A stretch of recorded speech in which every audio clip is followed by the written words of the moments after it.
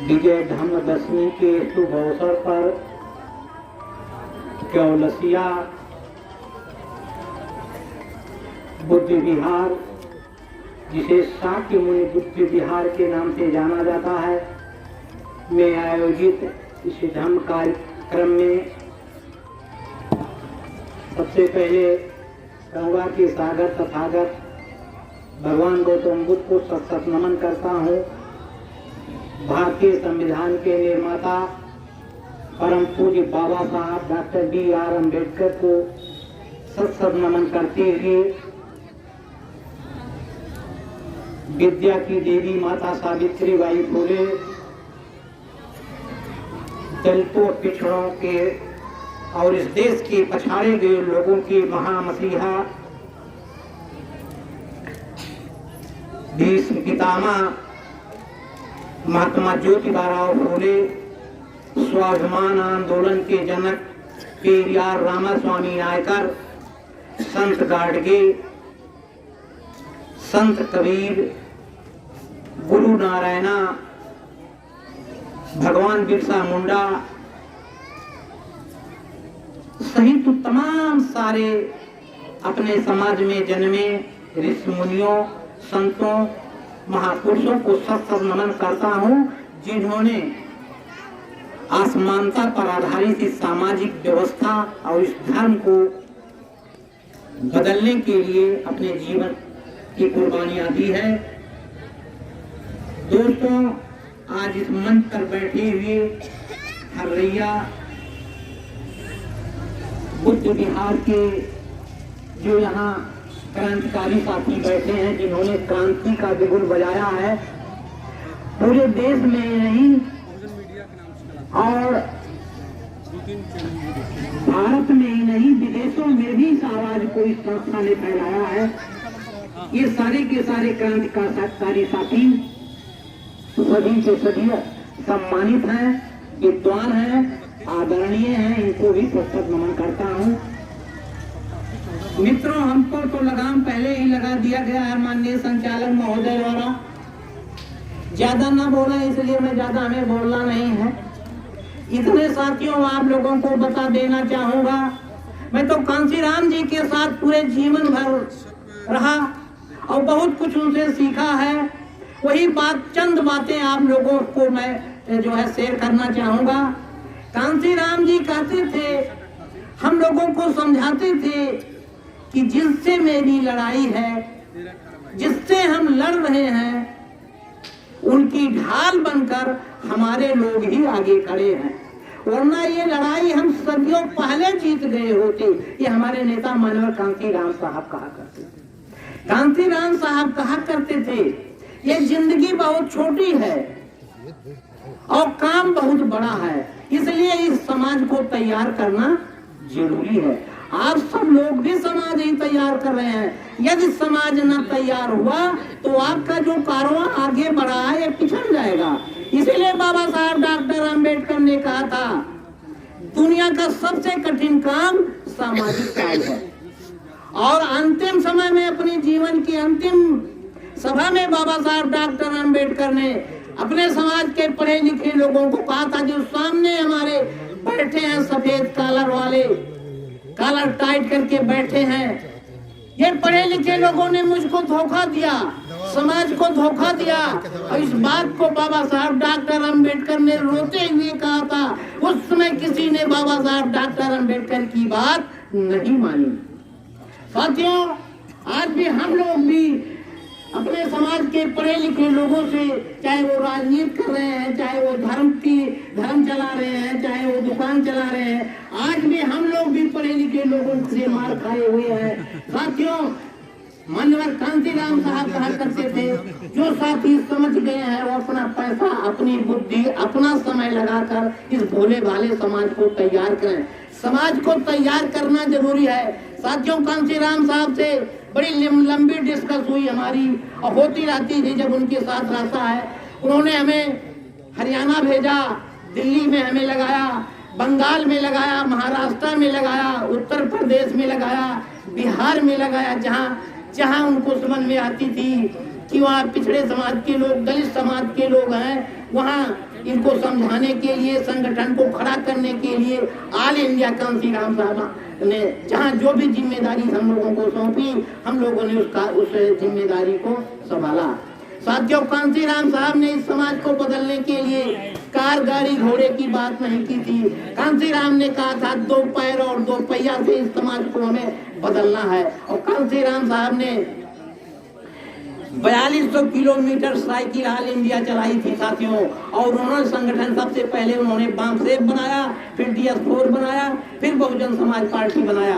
और अपने साथियों को कहते थे कांसीराम कि अगर हम 4200 किलोमीटर साइकिल चलाए हैं तो आप लोग 42 किलोमीटर साइकिल चलाकर समाज का काम करें। साथियों, जो 8 हफ्ते में एक छुट्टी का दिन होता है, वो तो आपको ऐसा आराम के लिए नहीं है, कपड़ा धोने के लिए नहीं है, आपको पार्कों में घूमने के लिए वो दिन नहीं है। वो दिन है कि आप 6 दिन अपने और अपने बच्चों के लिए नौकरी करते हो, काम करते हो, एक दिन समाज के लिए काम करो।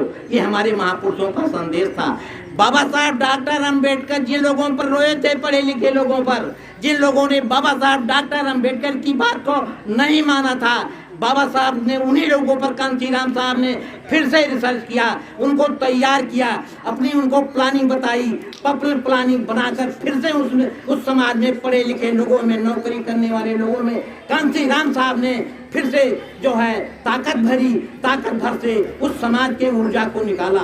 ऊर्जा को निकाल करके फिर से उन्होंने ऑल इंडिया संगठन खड़ा करके और इस देश के बहुजन समाज को, दलित समाज को, पछाड़े गए समाज को, अछूत सछूत जो भी इस देश में विभिन्न प्रकार के लोग, ये इस देश के मूल निवासी हैं, सबको एहसास कराया कि हम अगर एक हो जाएं, अगर ये पिछड़े दलित माइनॉरिटी के कहे जाने वाले लोग आपस में एक हो जाएं, तो बाबा साहब डॉक्टर अंबेडकर की वो बताई हुई बात मास्टर चाबी अपने हाथ में ले सकते हैं। अगर मास्टर चाबी अपने हाथ में ले ले तो अपनी सारी बिगड़ी हुई बातें बना सकते हैं। ये बाबा साहब डॉक्टर अंबेडकर खुद कहा करते थे कि दोस्तों, साथियों, मैं मार्गदाता हूँ, मुक्तिदाता नहीं, तुम्हें अपनी मुक्ति अपने आप करनी होगी।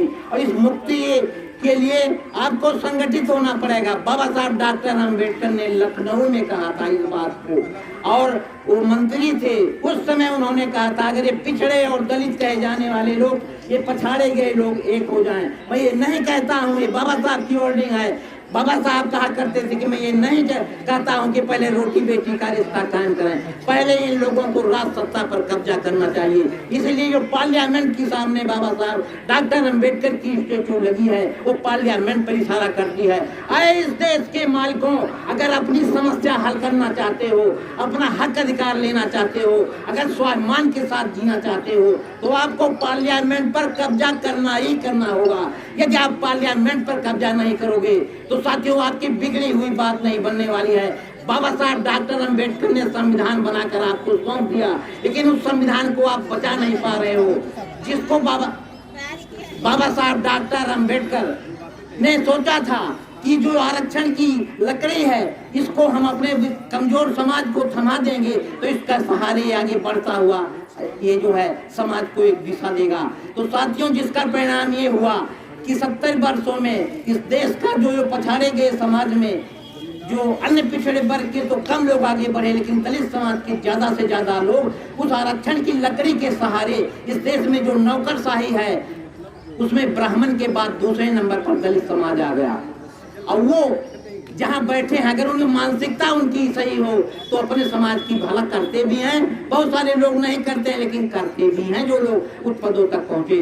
तो साथियों, ये बाबा साहब डॉक्टर अंबेडकर की मंशा थी, आरक्षण इस कमजोर समाज को एक सहारा था।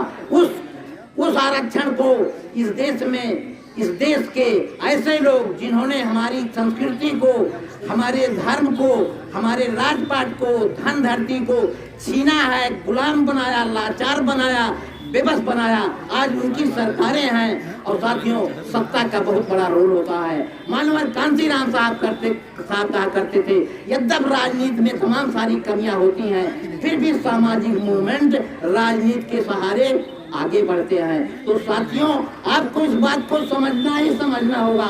और ये जो हम लोग जो धोखा खाए हैं, हम कांसीराम के सिपाही हैं। कांसीराम की स्लो पॉइजनिंग के बाद कांसीराम की हत्या के बाद। और कांसीराम इन्हें जो भी बहुजन समाज में जन्मा, चाहे बुद्ध हो, चाहे गुरु नारायणा हो, चाहे पेरियर रामास्वामी नायकर हो, चाहे महात्मा ज्योतिबा फूले हो, चाहे विद्या की देवी माता सावित्री बाई फूले हो, सारे हमारे चाहे संत कबीर हो, सारे महापुरुषों की हत्याएं हुई है।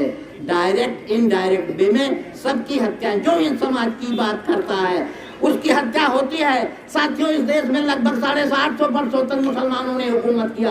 किसी ने नहीं कहा कि मुसलमानों भारत छोड़ो, लेकिन इस देश में अंग्रेज शासन करने लगा, उसका 150 वर्ष भी नहीं पूरा हुआ था, तो लोगों ने कहा अंग्रेजों भारत छोड़ो। क्यों? अंग्रेज मुसलमान तो समझ नहीं पाया, इस देश में पछाड़े गए दलित ये सब क्या हैं। वो तो जानता था ये एक हिंदू है एक मुसलमान है, इतने वो जानता था। इनकी जो गैर बराबरी पर आधारित सामाजिक व्यवस्था, शोषण अन्याय के साथ इसको समझ ही नहीं पाया। लेकिन हमारे महापुरुषों ने, महात्मा फूले ने, सावित्री बाई फूले ने, जो है पेरियर रामास्वामी नायकर ने, इसके बाद आरक्षण के जनक महाराजा छत्रपति साहू जी ने, और बाबा साहब डॉक्टर अम्बेडकर, मैं शॉर्ट में बताऊंगा, इन सारे महापुरुषों ने अंग्रेजों को कन्विंस किया और उनको इस बात को समझाया कि इस देश में ऐसे लोग हैं जो जानवरों से बदतर जिंदगी जीने के लिए मजबूर है, व्यवस्था इनके पास, तो सब लुटे पिटे लोग हैं। साथियों, राउंड टेबल की एक बात, राउंड टेबल कॉन्फ्रेंस जो लंदन में हुई थी, बाबा साहब डॉक्टर अंबेडकर जब वहाँ गए थे तो बाबा साहब डॉक्टर अंबेडकर सड़ा हुआ ये डांगर जिसको कहते हैं मांस, सड़ा हुआ मांस जिसको डांगर लोग बोलते हैं, उसको बोतल में भर के ले गए थे। और साथियों, हम लोगों ने खुद देखा है, जब हम लोग बच्चे थे तो ये जो पहले जानवरों से गेहूं की मड़ाई होती थी, उस मड़ाई में जो बैल गेहूं खा करके टट्टी कर देते थे, उसको धो करके हमारे समाज के लोग खाते थे। चीज को तो खुद देखा है हमने अपनी आंखों से। तो साथियों, बाबा साहब ये सड़ा हुआ अनाज और ये सड़ी हुई मांस बोतल में भर के लंदन में गए थे। उनको यहाँ से बुलाया नहीं गया था, अपने खर्चे से बाबा साहब डॉक्टर अम्बेडकर लंदन गए। तो वहाँ कॉन्फ्रेंस चल रही थी, वहाँ गए, वहाँ जो स्वागत कक्ष था वहाँ पूछा कि हम भी भारत से आए हैं, हमको भी अंदर जाना है। तो वहाँ पूछा क्या आप कौन हैं? कहा मैं डॉक्टर अम्बेडकर। तो लोगों ने कहा भैया अम्बेडकर तुम हिंदू हो कि मुसलमान? उन्होंने कहा ना मैं हिंदू हूँ ना मैं मुसलमान हूँ, मैं इंसान हूँ।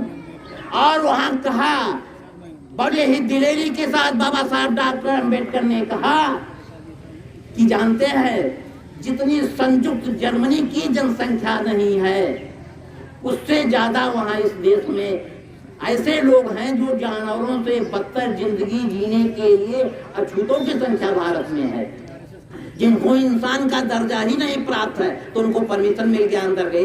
तो वहाँ महात्मा गांधी रहे हो चाहे जिन ना रहे हो, सबके होश उड़ गए कि ये डॉक्टर अम्बेडकर यहाँ क्या गया। और वहाँ जाकर उन्होंने उस टेबल पर सड़ा हुआ मांस का ढक्कन और सड़े हुए अनाज का ढक्कन खोल दिया गया। तो वहाँ बदबू आने लगी, तमाम लोग नाक पकड़ने लगे। तो बाबा साहब डॉक्टर अम्बेडकर ने कहा जिस सड़न की गंध से आप लोग अपनी नाक पकड़ रहे हो, इस देश का कमजोर, लाचार, बेबस, अति शूद्र, उस समय तो दलित था ही नहीं, उस समय ये SC ST थे ही नहीं, इनको बाबा साहब ने SC ST बनाया, OBC बनाया। ये सब शूद्र, महाशूद्र, अति शूद्र के रूप में पहचान थी। तो बाबा साहब ने कहा कि उस देश में ऐसे लोग हैं जो ये खाते हैं। यही अंग्रेजों ने अपने 150 वर्षों के शासनकाल में किया है।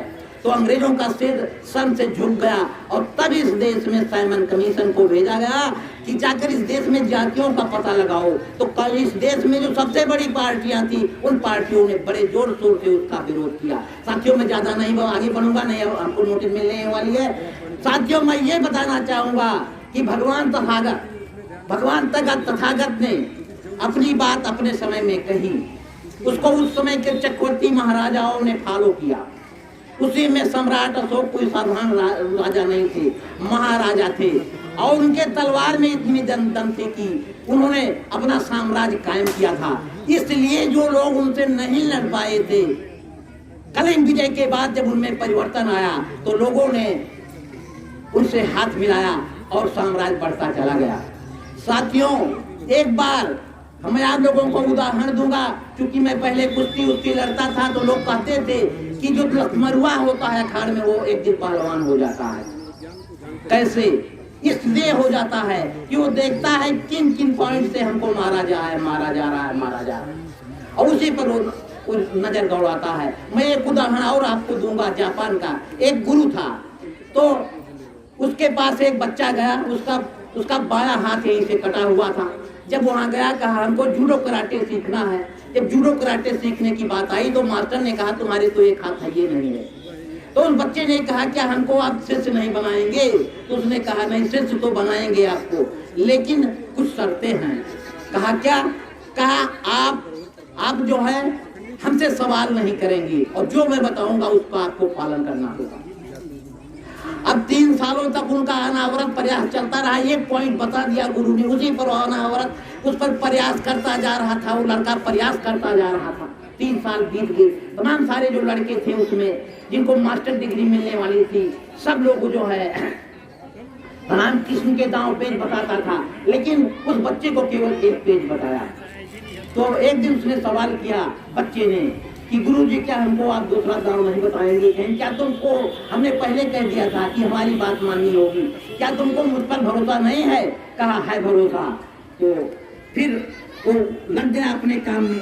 ये एक दिन गुरुजी ने कहा कि यहाँ फ्री स्टाइल लड़ाई होगी और जो जीतेगा वो उसे मास्टर की डिग्री उसे दी जाएगी। अब लड़ाई शुरू हो गई और सबसे तेज लड़का था उससे लगा दिया गया। अब लगा दिया गया, दांव पर दांव मारे जा रहा था, मारे जा रहा था, मारे जा रहा था। और वो बचाव कर रहा था, लेकिन वो 3 सालों तक जिस दांव को उसने बताया था उसके गुरु ने, वो उसी के तरफ उसमें था। ये पिछड़ता जा रहा था। तब तक जवाहर रेफरी ने कहा कि विरोधी को विजेता घोषित कर दो, ये टिक नहीं पा रहा है। गुरु ने कहा नहीं, ऐसा नहीं हो सकता है। जब ये जमीन पर गिर जाएगा, हार जाएगा, तब इसकी हार मानी जाएगी। तब तक उसको एक बार मौका मिल गया और जो एक दांव बताया था, एक प्रसंग से एक ही दांव बताया था, उस दांव से उसने मार दिया और जो सबसे शक्तिशाली लड़का था वो जमीन पर धराशायी हो गया। गुरु ने आकर उसका हाथ पकड़ा, कहा यही मास्टर है, क्योंकि ये सर्व विजेता है। तो साथियों, गुरु ने कहा कि हमने दूसरा दांव आपको क्यों नहीं बताया?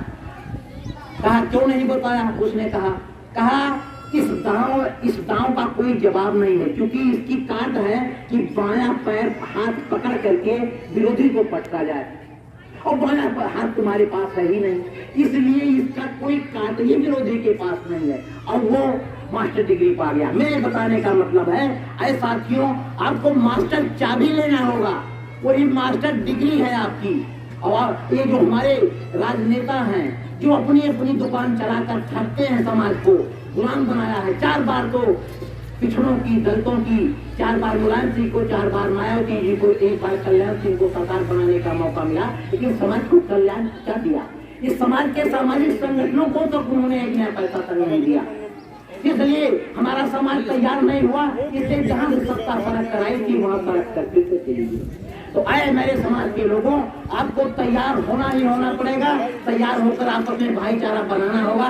भाईचारा बनाकर इस देश की राज सत्ता को आपको अपने हाथों में लेना होगा।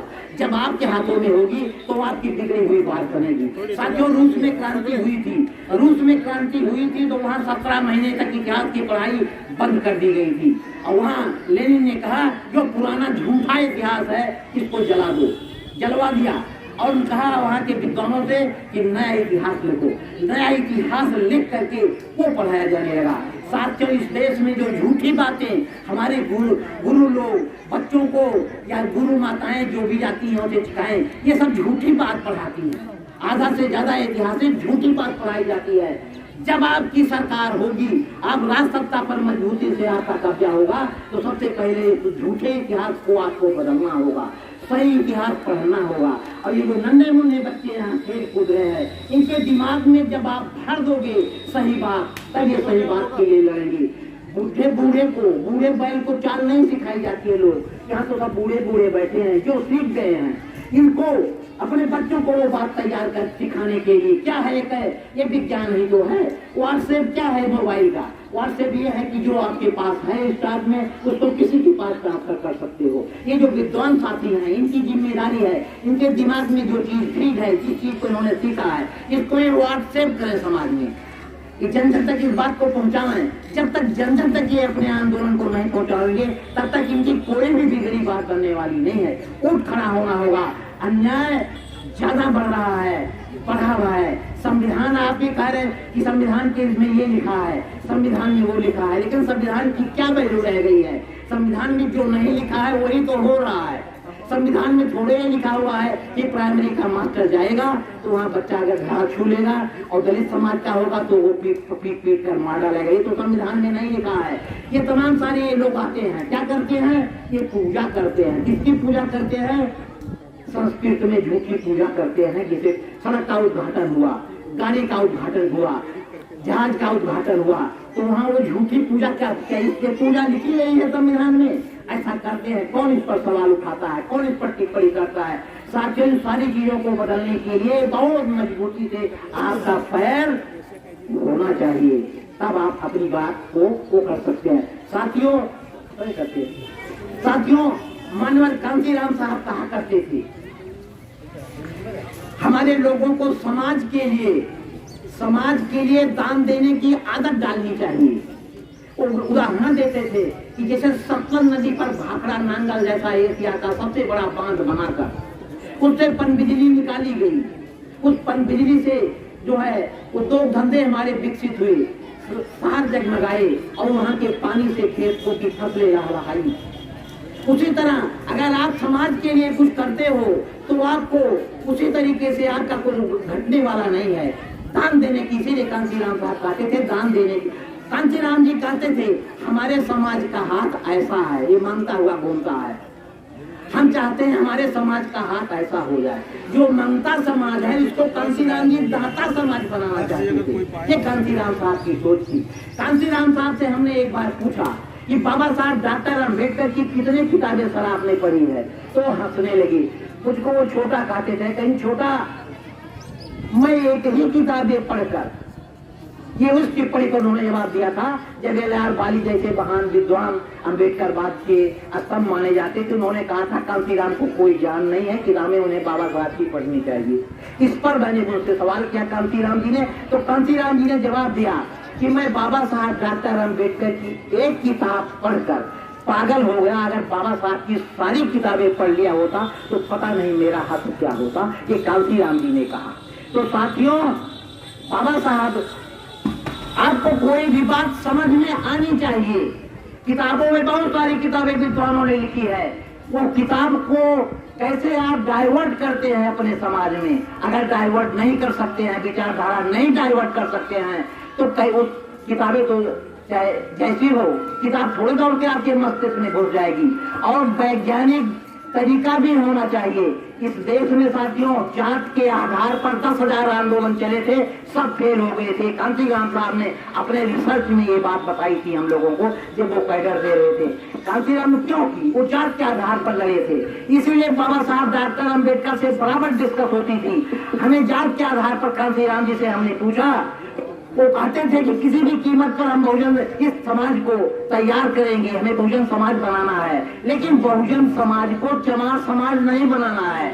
बहुजन समाज को बहुजन समाज ही हमें बनाना है और चमारों की पार्टी किसी भी कीमत पर नहीं बनने दूंगा इसको। तो मैंने कांसीराम साहब से सवाल किया कि सर सबसे ज्यादा पैसा चमार देता है, संघर्ष करता है, समय लगाता है, पैसा देता है, हर जगह यही इसी के कंधे पर ये चल रहा है, और आप ऐसी बात क्यों कह रहे हैं? उन्होंने कहा आरपीआई महारों की पार्टी बनने के कारण समाप्त हो गई।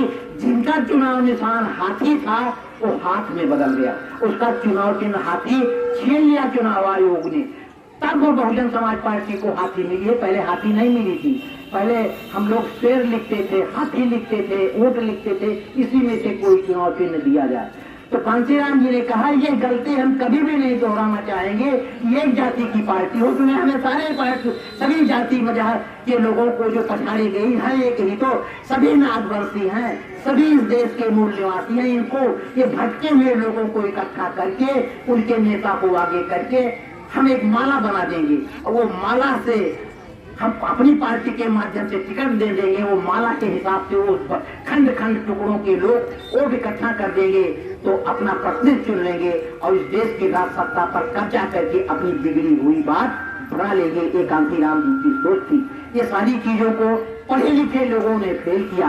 आपसी लड़ाई में, आपसी जो है झगड़े में मारा, शूद्रों का राज सर्वनाश कर दिया, शूद्रों के राज सर्वनाश कर दिया। इसलिए हम लोग आज मजबूर हो गए, लाचार हो गए और इसके तरफ समाज बढ़ रहा है। और साथियों, मुझको नोटिस मिल गई, मैं अपनी बात बंद करने यही जा रहा हूँ। साथियों, ये मोबाइल वाले लोग, जो मोबाइल से आपका आंदोलन नहीं चलेगा, मोबाइल आप रखिए, पढ़िए, लेकिन केवल मोबाइल से काम नहीं चलेगा।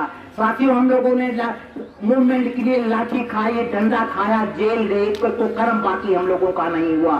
साथियों, तब ये बात आगे बढ़ी। हम लोगों ने खलीलाबाद में एक ड्रामा का कार्यक्रम हम लोग करते थे, वहां गए और जा रहे थे, रास्ते में हम लोगों को गिरफ्तार कर लिया। 29 वर्षों तक हम लोगों को लड़ना पड़ा। 1 लाख रुपया मैंने अपनी जान बचाने के लिए 1 लाख रुपया हमने यहाँ बस्ती, खलीलाबाद, प्रतापगढ़, सुल्तानपुर, इलाहाबाद तक लड़ते लड़ते 1 लाख रुपया खर्च करके 1 साल पहले तभी से हम लोगों को फुर्सत मिली। तमाम सारे